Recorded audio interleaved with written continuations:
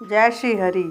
कार्तिक माह के शुक्ल पक्ष की एकादशी को देवउठनी एकादशी, देवोत्थान एकादशी, देवउठनी ग्यारस, प्रमोदनी एकादशी आदि नामों से जाना जाता है। इस दिन श्री हरि विष्णु निद्रा से जागते हैं। कथा।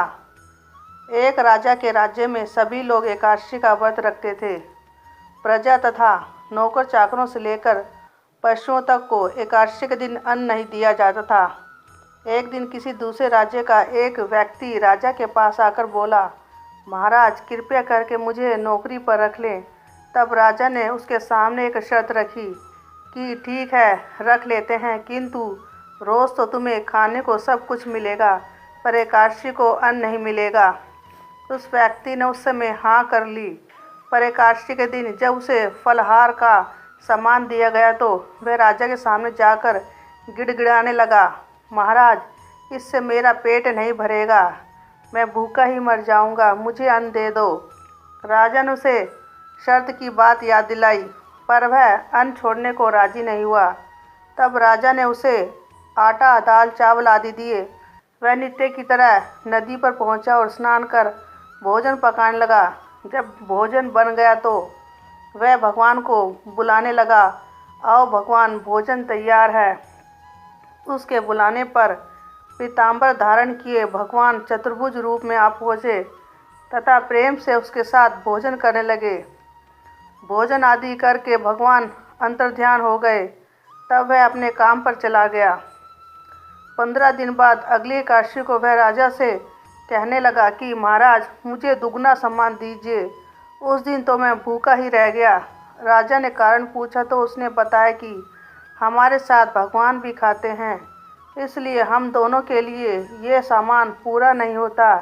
यह सुनकर राजा को बड़ा आश्चर्य हुआ। वह बोला, मैं नहीं मान सकता कि भगवान तुम्हारे साथ खाना खाते हैं। मैं तो इतना व्रत रखता हूँ, पूजा करता हूँ, पर भगवान ने मुझे कभी दर्शन नहीं दिए।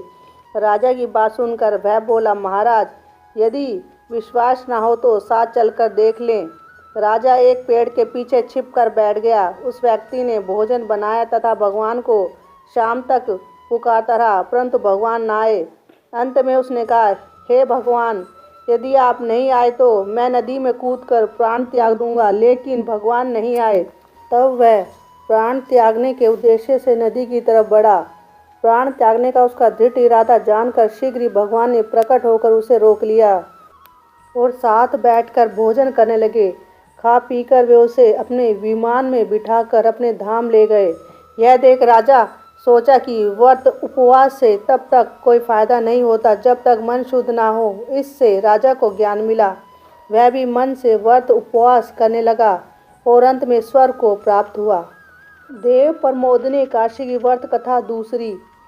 एक राजा था, उसके राज्य में प्रजा सुखी थी। एकादशी को कोई भी अन्न नहीं बेचता था, सभी फलहार करते थे। एक बार भगवान ने राजा की परीक्षा लेनी चाहिए।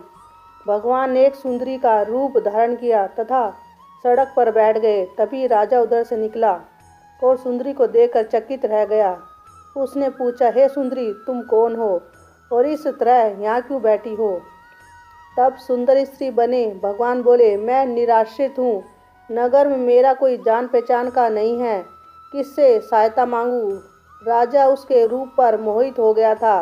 वह बोला, तुम मेरे महल में चलकर मेरी रानी बनकर रहो। सुंदरी बोली, मैं तुम्हारी बात मानूंगी, पर तुम्हें राज्य का अधिकार मुझे सौंपना होगा। राज्य पर मेरा पूर्ण अधिकार होगा।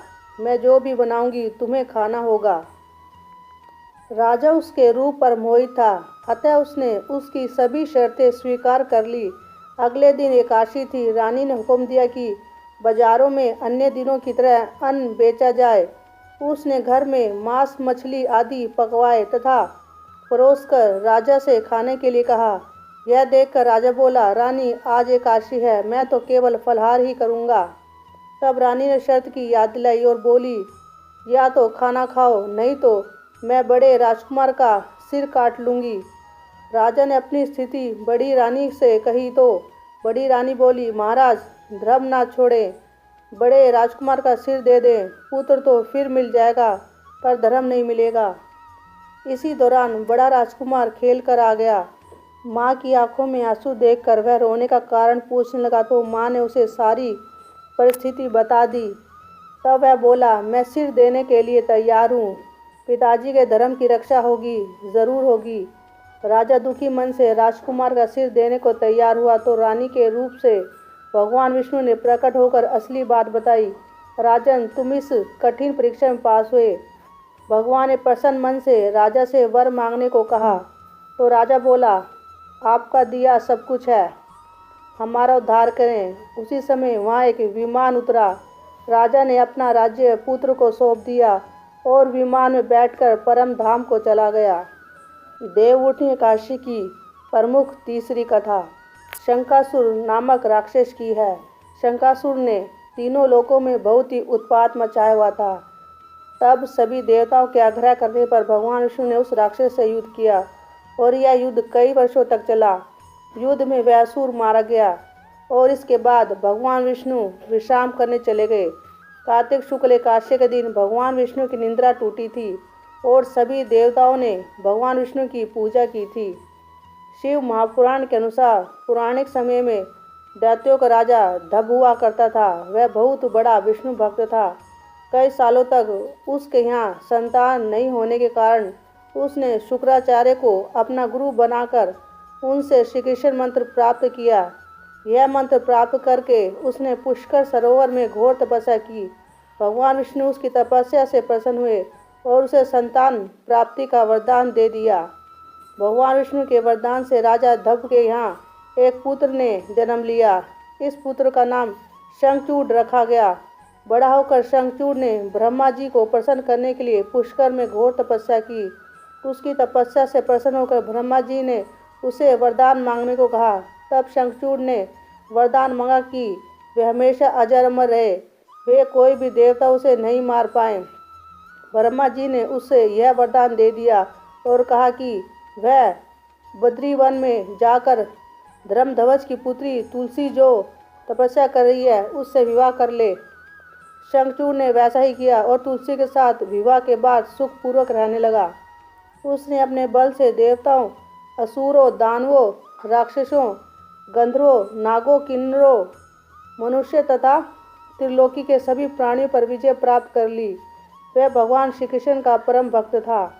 शंखचूड़ के अत्याचारों से सभी देवता परेशान होकर ब्रह्मा जी के पास गए और ब्रह्मा जी उन्हें भगवान विष्णु के पास ले गए। भगवान विष्णु ने कहा कि शंखचूड़ की मृत्यु भगवान शिव के त्रिशूल से ही होगी, अतः आप उनके पास जाएं। भगवान शिव ने चित्ररथ नामक गण को अपना दूत बनाकर शंखचूड़ के पास भेजा। चित्ररथ ने शंखचूड़ को समझाया कि वह देवताओं को उनका राज्य लौटा दे, परंतु शंखचूड़ ने मना कर दिया और कहा कि वह महेश्वर से युद्ध करना चाहता है। भगवान शिव को जब यह पता चला तो वे युद्ध के लिए अपनी सेना लेकर निकल पड़े। इस तरह देवताओं और दानवों में घमासान युद्ध हुआ, परंतु ब्रह्मा जी के वरदान के कारण शंखचूड़ को देवता नहीं हरा पाए।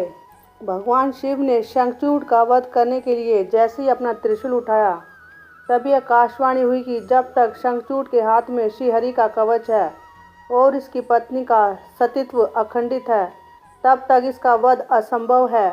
आकाशवाणी सुनकर भगवान विष्णु वृद्ध ब्राह्मण का रूप धारण कर शंखचूड़ के पास गए और उससे श्रीहरि कवच दान में मांग लिया। शंखचूड़ ने यह कवच बिना किसी संकोच के दान कर दिया।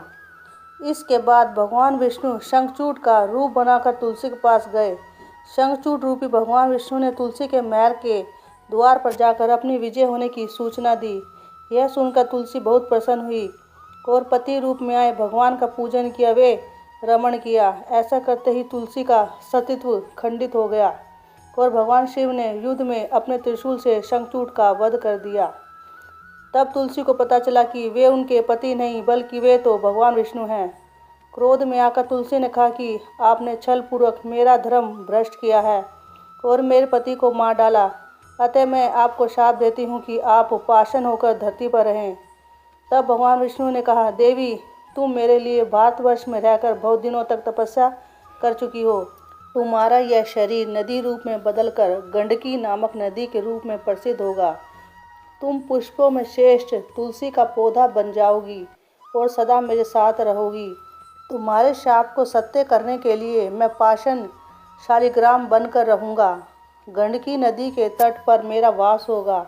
देव प्रमोदिनी एकादशी के दिन भगवान शालिग्राम व तुलसी का विवाह संपन्न कर मांगलिक कार्यों का प्रारंभ किया जाता है। हिंदू धर्म मान्यता के अनुसार इस दिन तुलसी शालिग्राम विवाह करने से अपार पुण्य प्राप्त होता है। जय श्रीमन नारायण हरि हरि। जय तुलसी मैया की।